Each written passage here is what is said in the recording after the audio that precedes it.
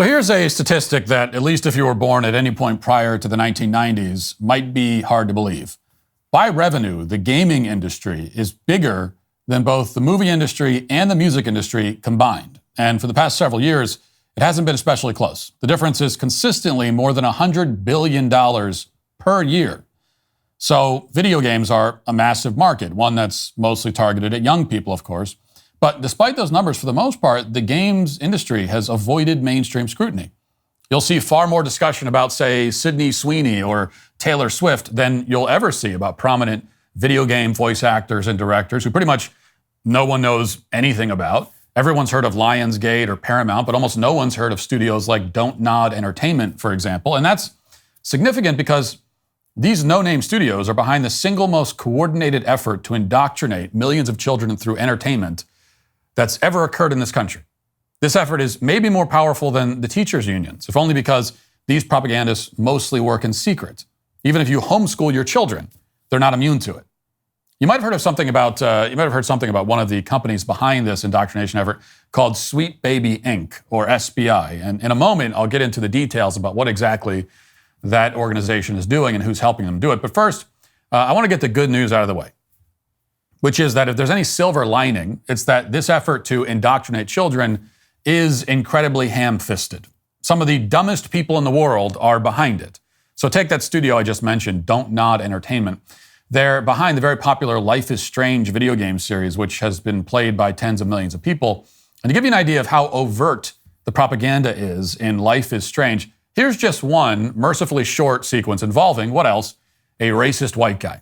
There's some backstory about how he kidnapped an innocent Hispanic kid or something, and then this, watch.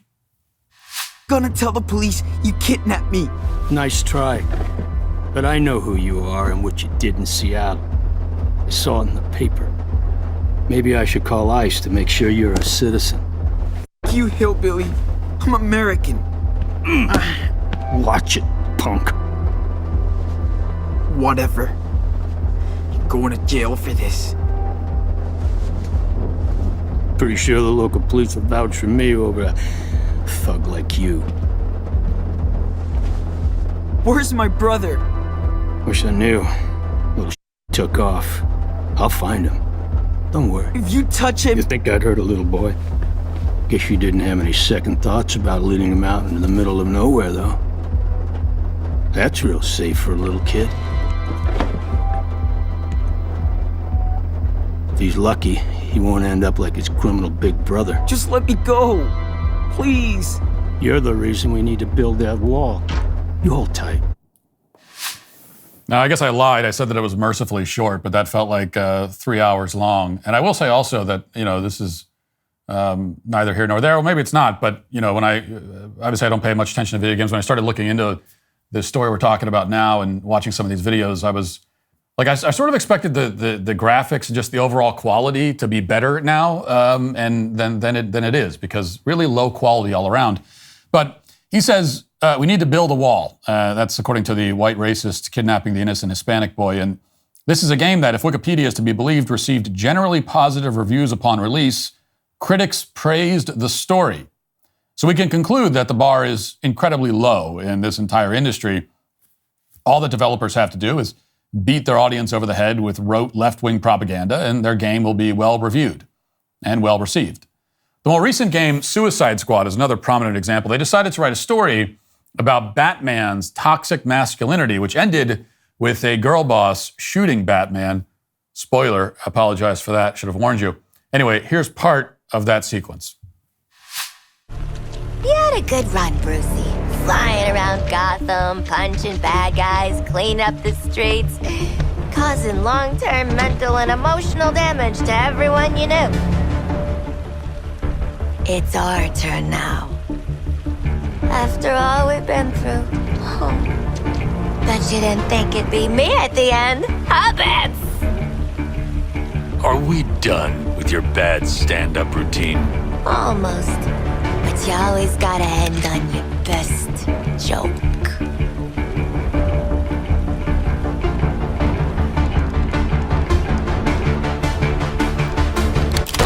Yeah, I can't watch any more of that. Okay, well, you can imagine just how many purple-haired women must work at that studio. I mean, they probably provide the hair dye on tap in their company.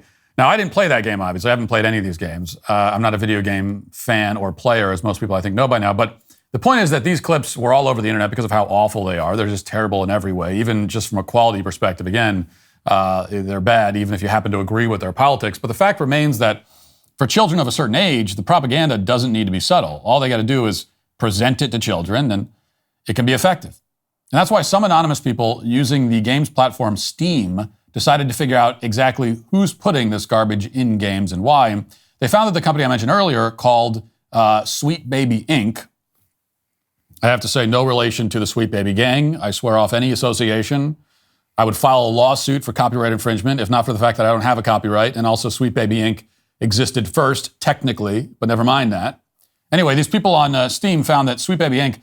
has contracted with major publishers to push the principles of DEI in video games as aggressively as possible. Sweet Baby Inc., or SBI, worked with the developers of the game I just showed you, Suicide Squad, and they've also had a role in several other major releases recently. On their website, SBI boasts that they're committed to installing principles of diversity into games, and they do it forcibly.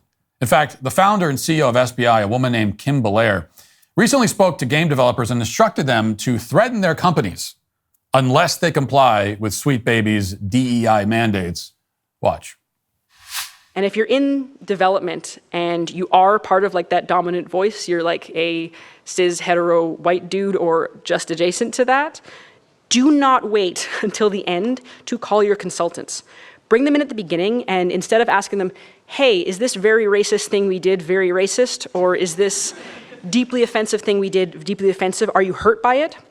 Ask them what they want to see. Like, ask them what would thrill them, what would bring them joy. And if you have a team lead, put that request to them very, very early. If you're a creative working in AAA, which I did for many, many years, put this stuff up to your higher-ups.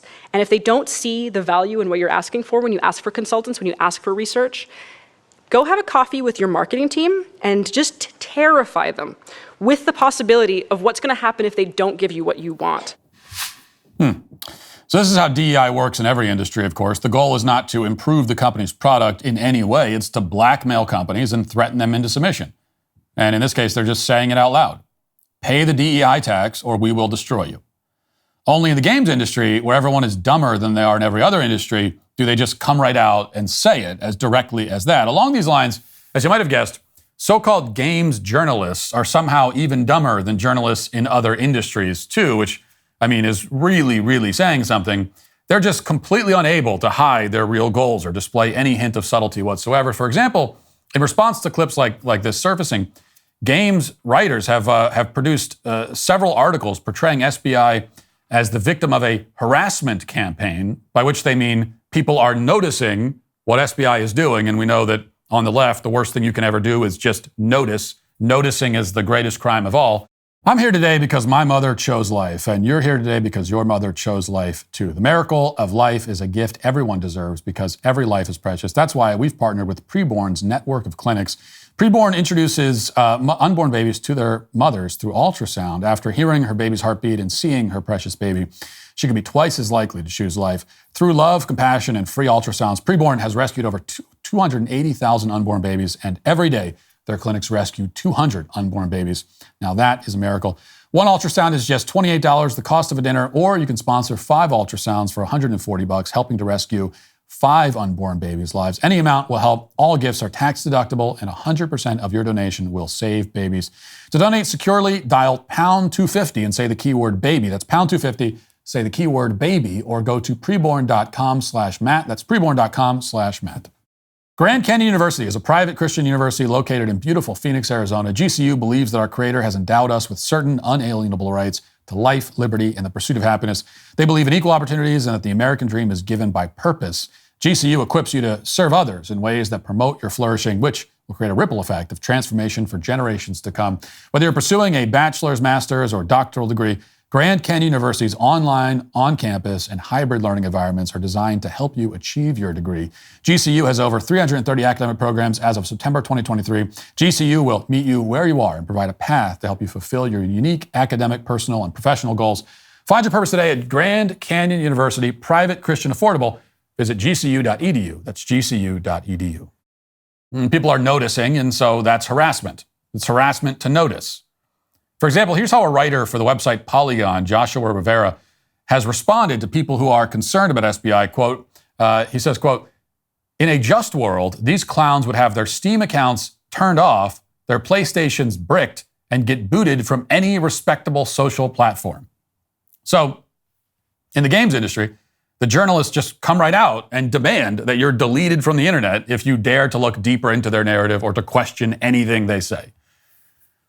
So, let's look deeper into the narrative in that case. In a recent podcast, Kim Belair explains that her company's mandate is to make every game political. There has to be diverse representation in all contexts, even in, say, World War I. Watch.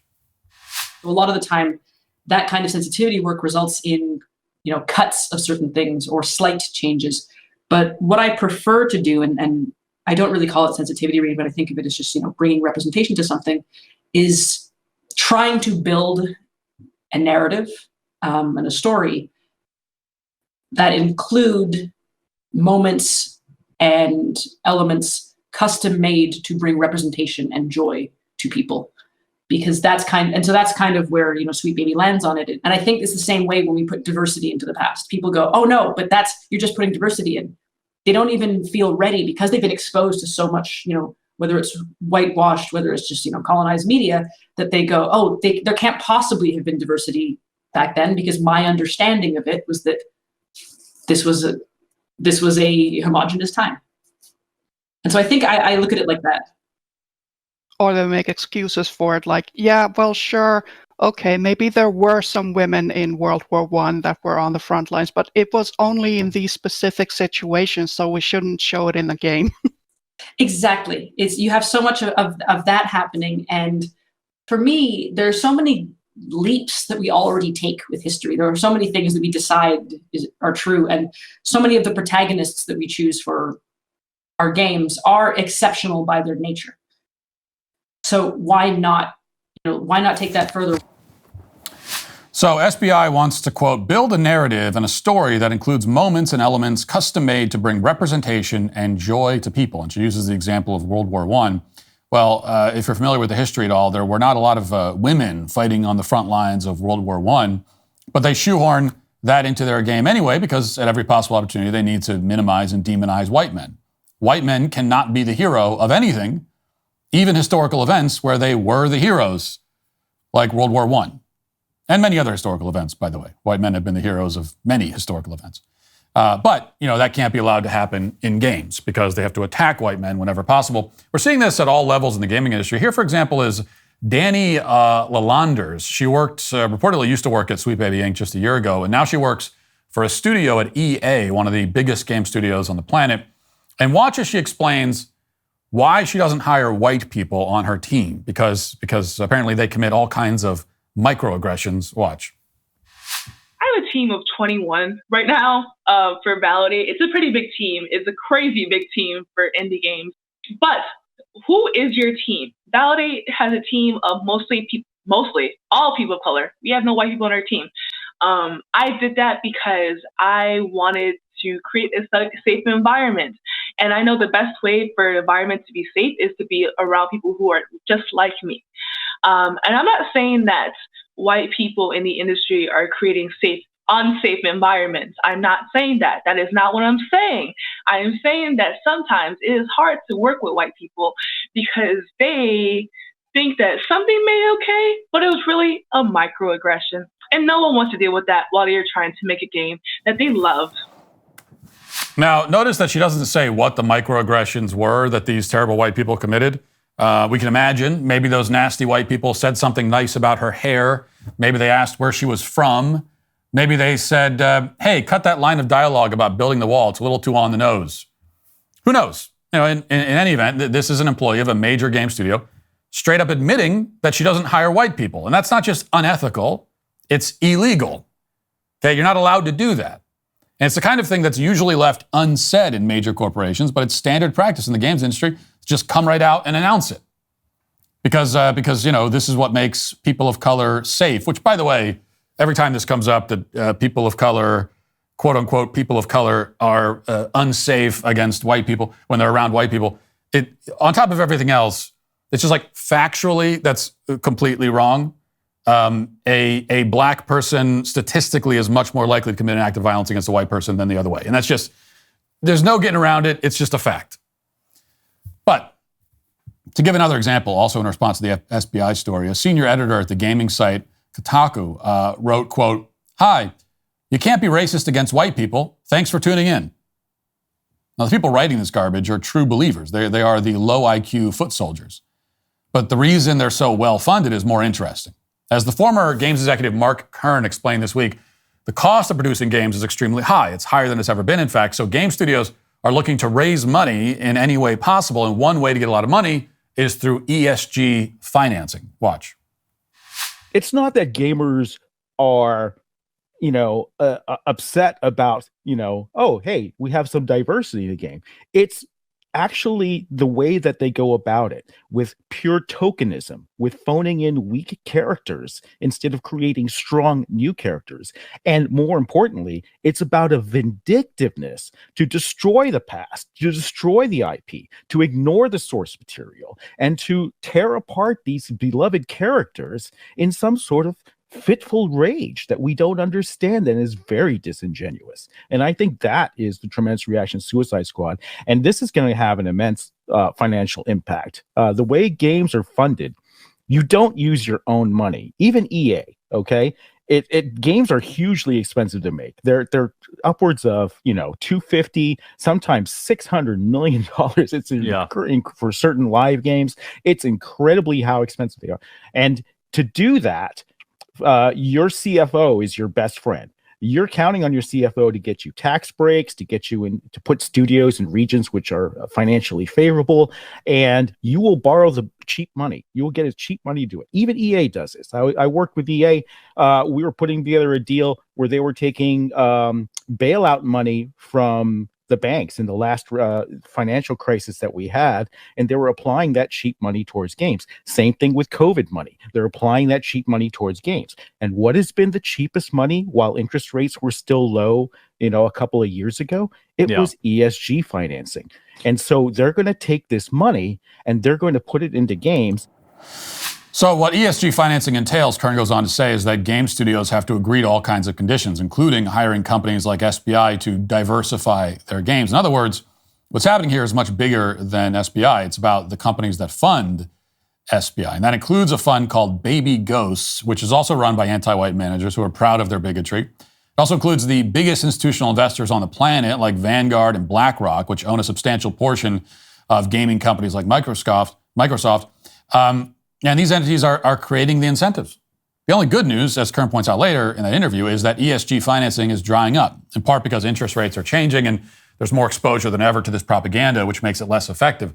The U.S. government appears to be aware of that, and they view it as a potential problem. They want the propaganda to continue. And we know that because on its website, a nonprofit called Take This labels all criticism of SBI as harassment, and they're coordinating a response to it. What's Take This? Well, apparently, according to the website, they are a mental health nonprofit that's funded by the Department of Homeland Security. In other words, your tax dollars are paying for the defense of propagandists targeting children in the video game industry. For some reason, DHS is involved. And actually, it's worse than that.